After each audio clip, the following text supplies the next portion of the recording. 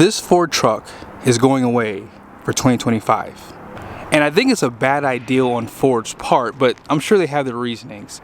I borrowed it from Larry H. Miller Super Ford here in Salt Lake City. Be sure to ask for Matt Williams. Let's go ahead and check out the window sticker so you guys can see the pricing and specs on this truck. At the very top is a description. And then here is a short listing for the standard equipment.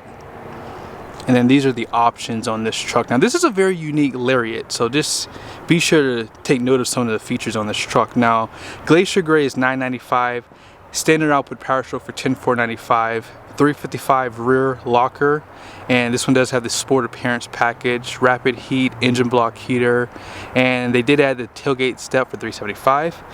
Base price is right there at $65,790 with a destination at $1995 and total price of $83,400. You don't normally see Ford Super Duty Lariats optioned this way. So the reason why I said earlier that Ford is discontinuing this truck is because of the sport appearance package. Now, a lot of people were buying and optioning their truck this way, and the reason why is because a lot of people did not like the black appearance wheels. I'll show them to you right here. 20-inch wheel wrapped in the same tire for the black appearance package.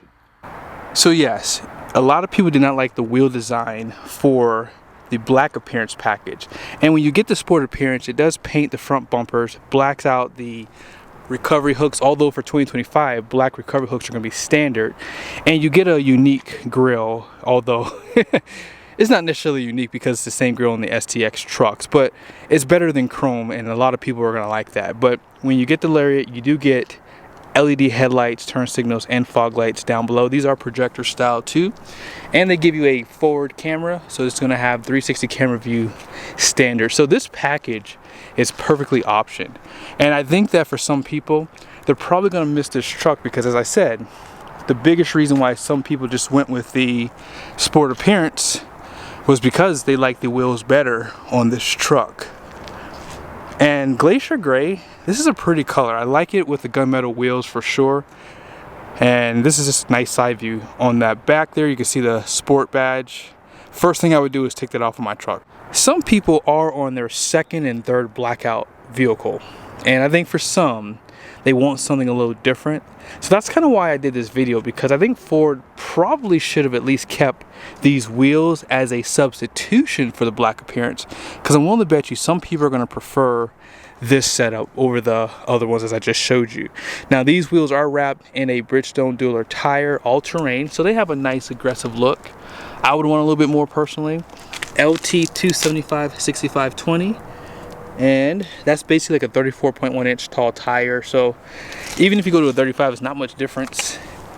And capacity 3,750 pounds, 80 psi, solid front axle, and this fabric material on the wheel well, I've seen on platinum and limited trims for 2024 have plastic. I'm not sure which trucks get this. I've seen them on lower trim levels, but the higher ones have plastic. I think this is better personally. And then here's some of the badging here, finished in black. This would be chrome otherwise if you didn't have this package. This comes standard black though for 2024. And of course you have your cameras on the mirrors, painted door handles, smart key system on the front doors. And then this one does have the fixed black running boards. And this truck does have the steps there.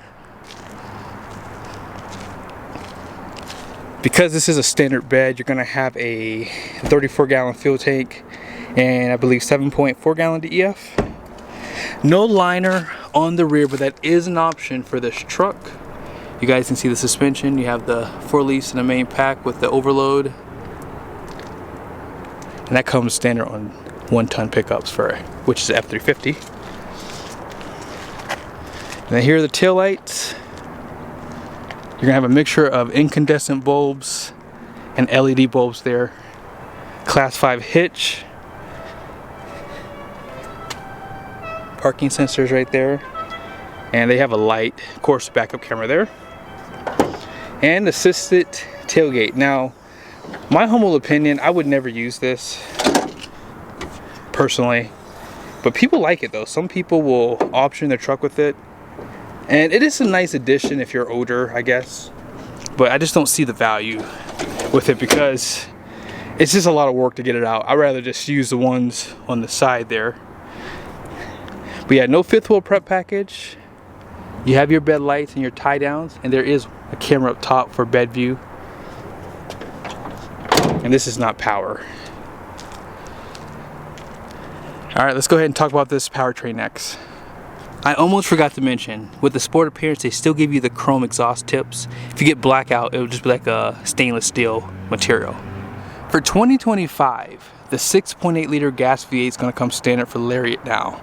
With that being said, the 7.3 is going to be $1,000, and then I believe the high output did get a price increase for 2025. I can't remember off the top of my head, but yes. This one's going to have 475 horsepower, 1,050 pound-feet of torque, and all that power goes to a 10-speed, 10R 140 transmission. The only differences you'll probably really notice right out of the gate between this and the high output is the coolant lines that run up top of the engine basically, and then compression's a little different, and obviously the horsepower and torque's different. I did a video discussing the new interior for Lariat also. And most people probably aren't going to notice a difference between the two trucks. Now, I did misspeak in that video. I had said that they're going to offer two material choices, but when I went online to build the trucks, it looks like the Active X is the only thing available for Lariat. So there won't be a upgrade for the Active X. Now, this truck does not have the ultimate package, so you're not going to have things like your tilt headrest, and those things are still optional on 2025 as well. But what's really cool about this truck is you still get a B&O sound system. You just don't have as many speakers, so you have an upgrade of 14 speakers over this one. You still have power pedals, power steering column. I believe that's going away for 2025 for the Lariat. And seat memories right there, and then here's some of your controls. Power folding mirrors. You have power tow mode as well, and it pushes them out on both sides. And the materials on the door are still nice. Like, this is still a really nice truck. 10-way seat comes standard. Let's check out the other side. 8-way seat on the passenger side, including lumbar support. Storage above right here, and glove box. You have to get the camper package in order to carry a slide-in camper. All this is going to be soft touch on the dash, grab handles, and you guys notice that leather color roof on the interior. Out back,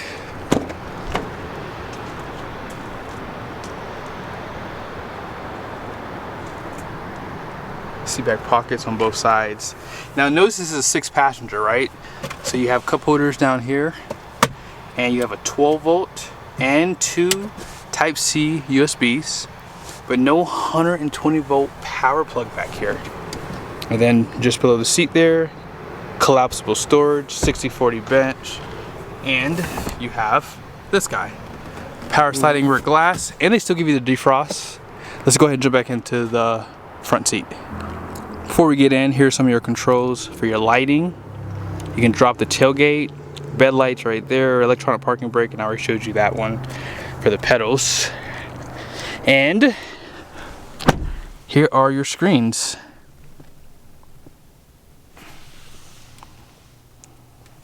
Push button start right here. And not much is different on this truck, guys. Like, the only thing I'll say is I don't really do a lot of filming on these 6-passenger trucks because they're very rare.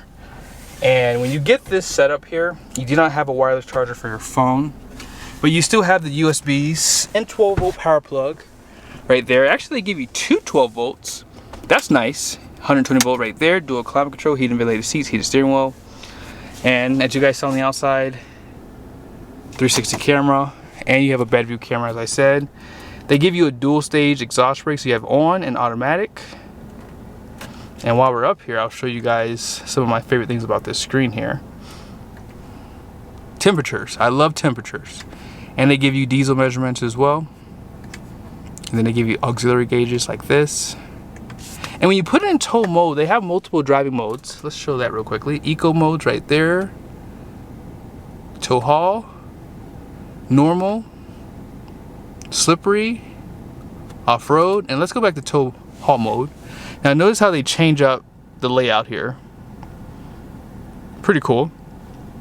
And you can customize it even more so if you like. So you can put all your temperatures in here, your diesel measurements if you like, and really set it up for those towing trips, which I would definitely do.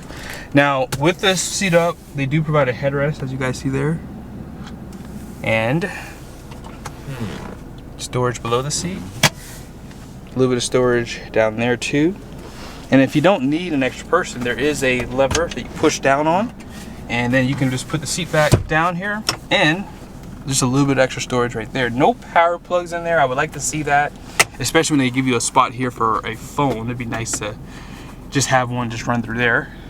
Now, you do have a workstation available with these 6-passenger trucks. So if you do work in your truck, that is an option that you can add. On top of the roof, home links right there, LED lights, and place for your sunshades. Let's go ahead and check out the payload on this truck. Gross axle rating out front is going to be 5,200 pounds. The rear is 7,230 with a 12,000 pound gross vehicle weight rating. The wheels are going to be 20 by 8.5 wide. And payload, 4,166 pounds. So this doesn't have a spray and bed liner 5th wheel prep package.